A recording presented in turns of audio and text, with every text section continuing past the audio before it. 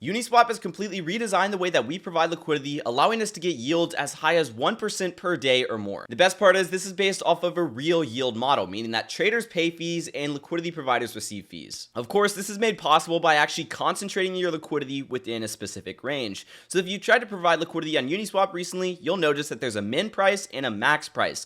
This is where you concentrate your liquidity. Obviously, if you don't concentrate your liquidity, you could go with the full range option, but you're only going to get around 1 to 2% depending on the pair. Whereas when you actually concentrate your liquidity on this specific pair, you can get as high as 150% annually. And that's because when you are concentrating your liquidity, your yields are multiplied because you have a specific price range, allowing your capital to be used more efficiently. But first things first, let's break down what Uniswap actually is. Uniswap is the 5th largest DeFi protocol with over $3.5 billion in TVL. That's over $3.5 billion in liquidity. And with that being said, they're the 2nd largest decentralized exchange right behind Curve Finance. But personally, I think Uniswap will surpass Curve Finance over the coming years. And the reason why is because Uniswap has completely been changing the game when it comes to these updates. And right now we're talking about their V3 update, but eventually they will have a V4, a V5, and so on and so forth, introducing brand new updates to actually change the DeFi space. With that being said, Uniswap is very simple to use from a trader aspect. All you have to do is select the first asset that you want to trade from and the second asset that you want to trade to, and then you can go ahead and execute that trade by clicking the swap button. Super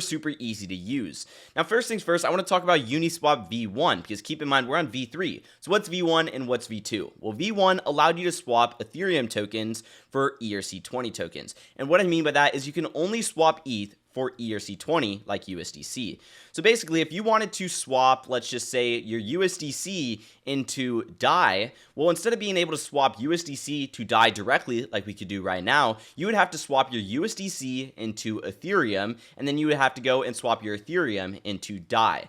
So obviously, such a pain, and you're going to end up paying a lot in gas fees. Well, Uniswap V2 came along, and it actually allowed you to swap ERC20 assets for ERC20 assets. So then you could go and you could swap USDC directly to DAI. Obviously, this was a big game changer, and a lot of protocols, including PancakeSwap and other decentralized exchanges, actually forked Uniswap V2 and pretty much implemented it on different chains. PancakeSwap is the biggest case study with over $2.4 billion in TVL. But obviously, PancakeSwap is not nearly as good as Uniswap because Uniswap V3 is exclusive to Uniswap. With that being said, Uniswap V3 essentially allowed investors to concentrate their liquidity between a specific range. So for example, if I'm providing liquidity for Ethereum to USDC, instead of providing liquidity of $0 to $infinity with full range liquidity, I provide liquidity between, let's just say, $500 and $2,500.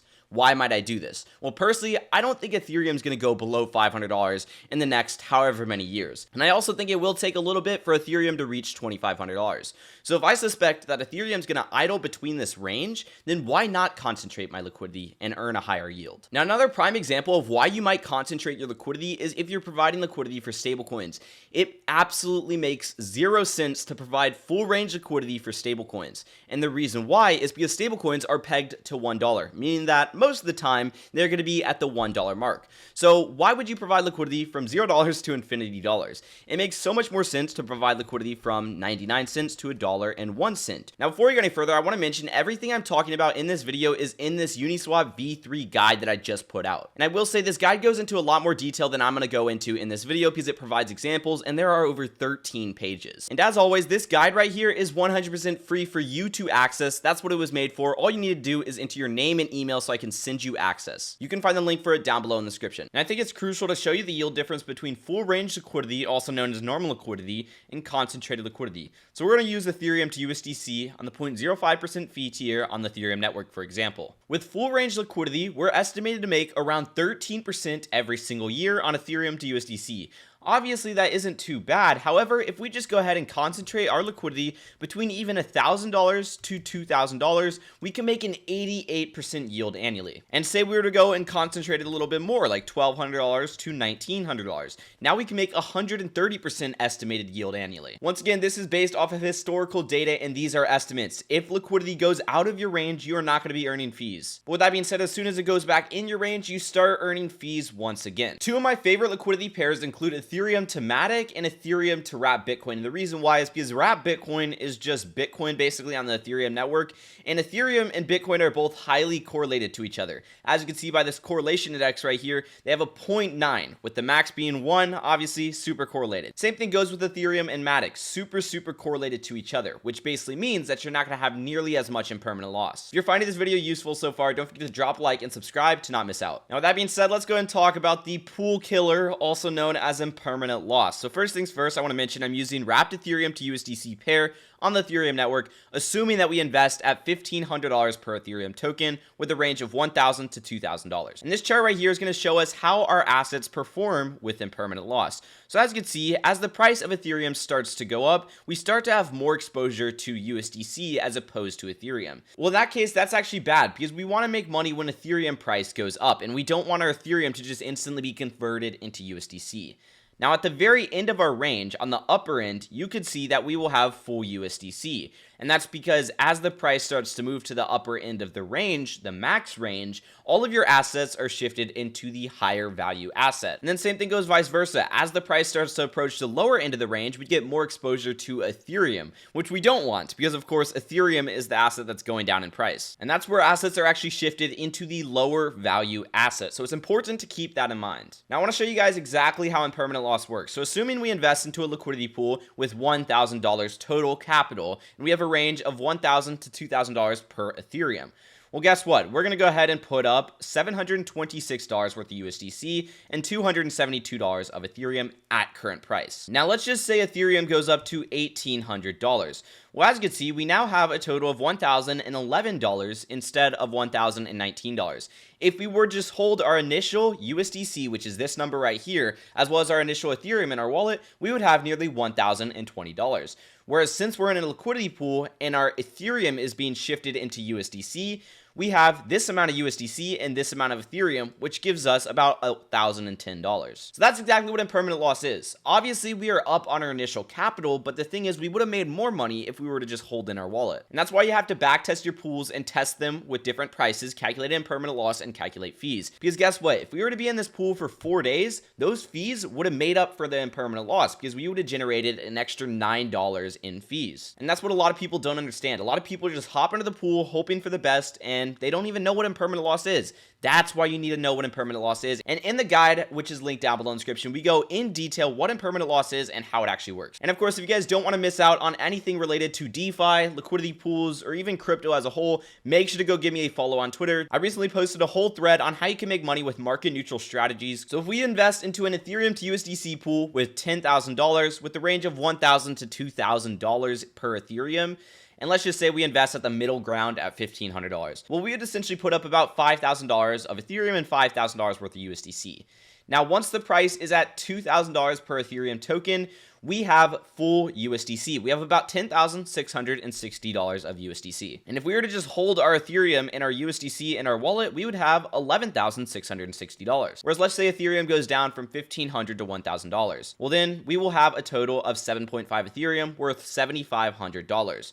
So if we were to just hold USDC and Ethereum in our wallet, we would have had a total of $8,330. But instead, we have less. And what is that right there? That is impermanent loss. And that's what you got to be careful of. Well, let's just say we were in this pool for about 6 months and we collected around 100% annually. Well, then we would have had enough money to outweigh impermanent loss if the price went up to $2,000. And then if the price went down to $1,000, we would have enough to outweigh impermanent loss, but also make up for the negative price action of Ethereum. And that's why I love Uniswap concentrated liquidity pools, because no matter the price action of Ethereum, I'm making money from fees earned, and the majority of the time, the fees that I'm earning is making up for the negative price action of Ethereum. Rebalancing our pools basically means that we exit our position and we re-enter a new position with a new range. Because let's just say the price of Ethereum is around $1,500 when we enter our pool. Well, then the price of Ethereum starts to see some positive price action and it stays at around, let's just say, $1,650 for maybe a month or two. Well, what I do in this case scenario is I would actually exit my pool and then I would re-enter my pool with the range of around $1,150 to $2,150.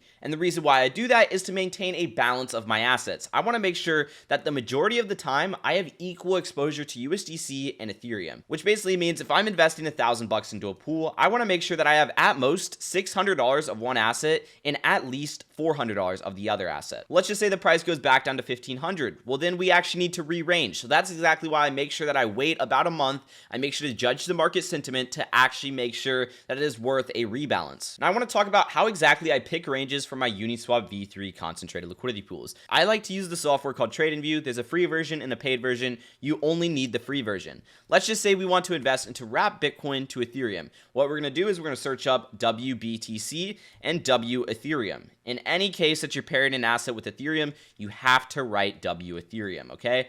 And in this case, I'm going to choose the Uniswap pool to make sure that I am actually investing into the proper pool. So what I'm going to do is I'm going to set it on the 2-hour time frame. In this case, I might set it on a 3-hour time frame. And the reason why is because Ethereum and wrap Bitcoin is more of a long-term pool. It's not going to yield as much, but with that being said, you're going to get a decent yield on some blue chip assets. So what I would do is I would go out and find crucial support and resistance levels. Obviously, we're not going to go too in depth about what support and resistance is, but essentially right here, we have a crucial support level, and up here, we have a crucial resistance level. So just like that, we found our range, and we've been in this range ever since September 15th, which is a total of 180 days. So in my opinion, this would be a pretty decent pool to invest into because it's a long-term pool. Now what I'll do is I'll take the support and resistance numbers and input them into uniswap.fish. So over here we have 12.69 and 15.22. So just like that, I'll go ahead and put my ranges in. And as you can see, this pool is expected to yield around 11% annually. Now personally, I might sacrifice some longevity of this pool to actually earn a greater yield. So what I'll do is I'll head over here